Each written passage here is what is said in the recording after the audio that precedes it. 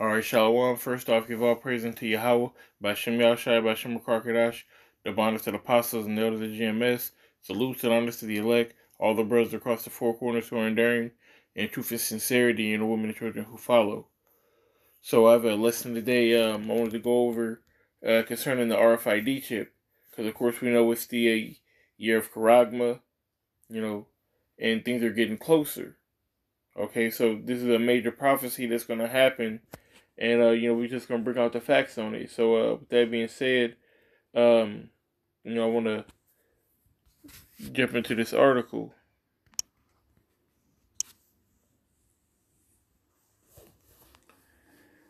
It says, this is from the Daily Maverick.co. It says, the human microchips are here.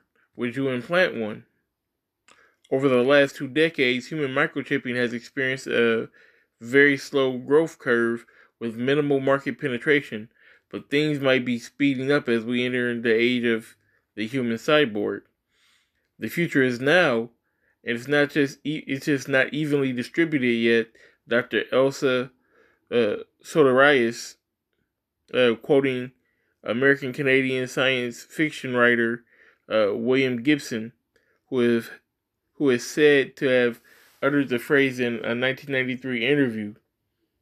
Soterias used the quote while speaking at the Oradev Developers Conference in November 2018. She is a synthetic biologist, futurist, science fiction writer, biotech venturer, capitalist, and self-described biofuturist. Alright, so this bio is basically talking about life. So she's for synthetic life. Okay, she's a futurist, so she wants everything to get futuristic, she's not like the modern times we have right now, but she wants everything to go far ahead as far as technology, basically. Science fiction writer, so she writes about all her inclinations that she see in the future, the so-called, her so-called future, and all the wickedness basically that she could do. That's what it's going to come down to eventually.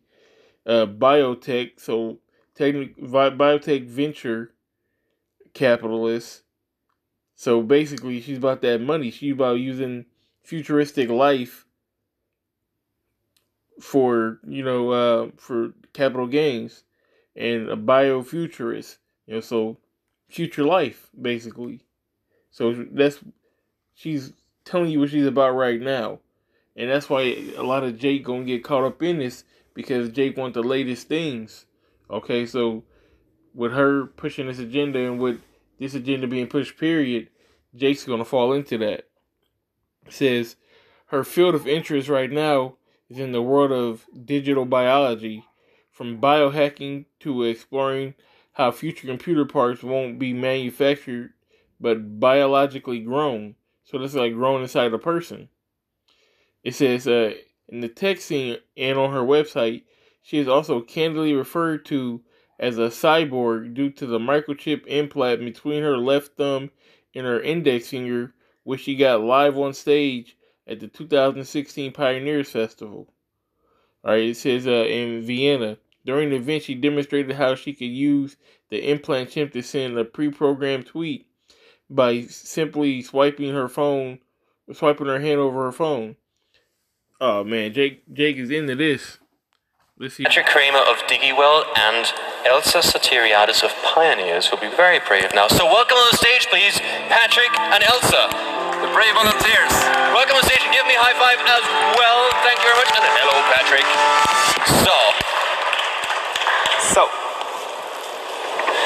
What we are going to do here is a live chip implantation on stage, and we have a wonderful volunteer, Elsa, here, and I'm going to do the procedure now. And applaud for the brave volunteer. Big round of applause for Elsa. Really brave, actually. I think it's amazingly brave. And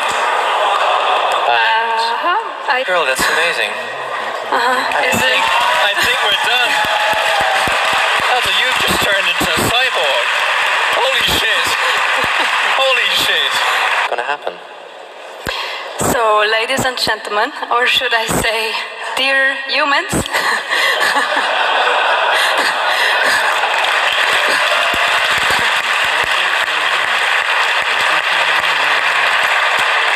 thank you for that. And I'll hold this a bit into the camera.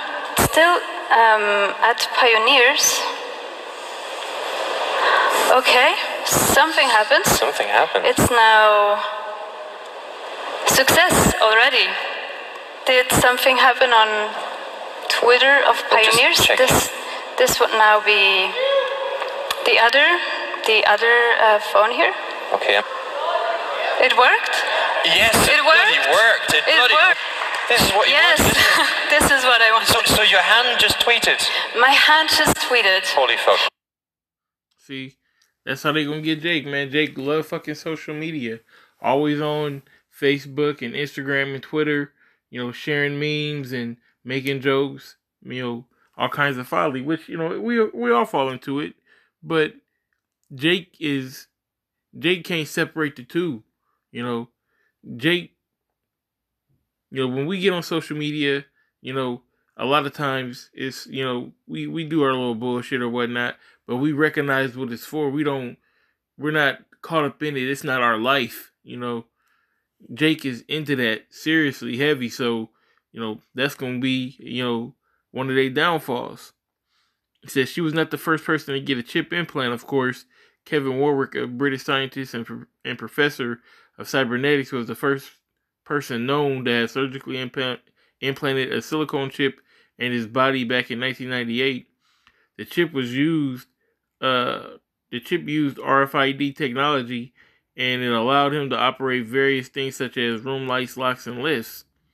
Back then, he told The Independent, "The potential for this technology is enormous. It is quite possible for an implant to replace an Access or Visa card. There is very little danger in losing an implant or having it stolen." So that's where the money part comes in. That's why it says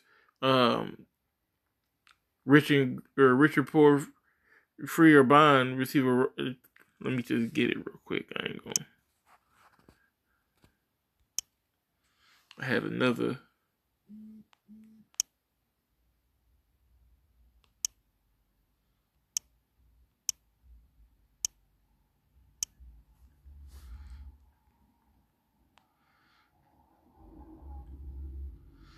This is Revelation 13 and 16, and he calls it all, both small and great, rich and poor, free and bond, to receive a mark in their right hand or in their forehead, that no man might buy or sell, save he that had the mark, or the name of the beast, or the number of his name. Okay, so that's where they get that from, man. Or that's proof, should I say? That's proof that they're going to use this technology for the monetary system. Because you're not going to be able to use anything within the monetary system if you don't have this chip. Okay, almost 7 years later, Amal Grafsta, a tech hobbyist at the time, managed to implant a bioglass encased RFID transporter into his left hand, later followed by a more advanced version. By 2014, he had launched his biohacking company, Dangerous Things, and created another first, an implant that uses near-field communication, the same technology that can be used in smartphones today to make payments at speed points or transfer data to a phone in close proximity. So, like I said, they're going to make this thing sweet, you know, so that when you see it, you're going to want it. Everybody wants the new iPhone. Everybody want the new J's. Everybody want the newest and truest. So this is gonna be a way to get these people, man. Everybody want to be up on things, you know what I mean? So they're gonna get a rude awakening here, man. When they figure out what this thing really is, and it's gonna be too late. It says on Friday the 13th, September 2019, Soteritis took to the stage once again. This time at the Gather Festival, a 2-day interdisciplinary conference of cutting-edge ideas and innovation held in Sweden, which Maverick Life editor Emily Gambate attended. This time she greeted the crowd with a smile and said, "Hello, humans." See, there she go. Setting that precedent. Setting the tone for a talk that was pro-biohacking, barely touching on ethics or around robotizing humans. Okay, so she didn't bring up no ethics, of course. She didn't bring it up, is the Most High with this, because she's an Edomite. That's her agenda. That's her job. Okay, to play the bad guy, to play that role, and that's what they're doing. The festival wasn't just for talks. Workshops, interactive sessions, and a chipping party were part of the program. To get microchipped, the implant injected in your hand, of course, willing participants had to simply dish out 1,495 Swedish krona, and let a young man insert the implant with the syringe into the soft skin between the thumb and the index finger.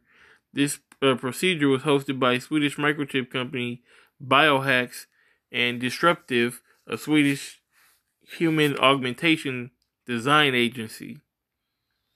And let me see, this is a pretty long article, so we're not going to read all of it. It's actually really good, so I'll put the link in the description. Lord willing, you brothers come behind it. I did want to get a couple more scriptures here.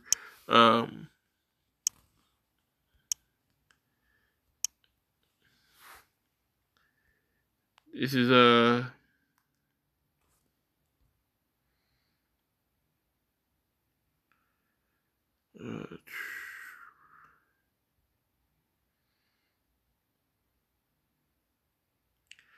so this is Revelation 19 and 20. It says, "And the beast was taken, and with him the false prophet that wrought miracles before him, which deceived them, which had received the mark of the beast, and them that worship his image, and both were cast alive into the lake of fire burning with brimstone." Okay, that's that lake of fire burning with brimstone, of course, is the ICBM missiles. And that's what's going to be the judgment to anybody who gets this chip, man. Anybody who think that they slick or that they exempt and that they ain't going to get it in that day, that's going to be your judgment. That's what you got coming to you. All right, the lake of fire that burneth. All right. There's one more scripture I wanted to get. Salaki, I know I'm kind of jumping back and forth. Revelation chapter 20, verse 4, it says, "And I saw thrones as they sat upon them, and judgment was given unto them. And I saw the souls of them that were beheaded for the witness of Yahushua, and for the word of the Most High, and which had not worshipped the beast, neither his image, neither had received his mark upon their foreheads, nor in their hands. And they lived and reigned with Hamashiach 1,000 years." All right, so that's the reward, that just reward that's going to come to the saints, to the men of the Most High, who don't take this RFID chip, to the men who are staying steadfast, for the men who are sighing and crying for the abominations that be done therein. Okay, for the men who anger the Most High is going to have to put in their soul and their spirit to wrought revenge and to judge this place, man. So, with that being said, I want to give all praise that's called law unto Yahweh, by Shem Yahushai, by Shem Kadash, that honors to the apostles and ever the GMS. Salutes and honors to the elect, all the brothers across the four corners who are enduring in truth and sincerity, and the women and children who follow. Shalom.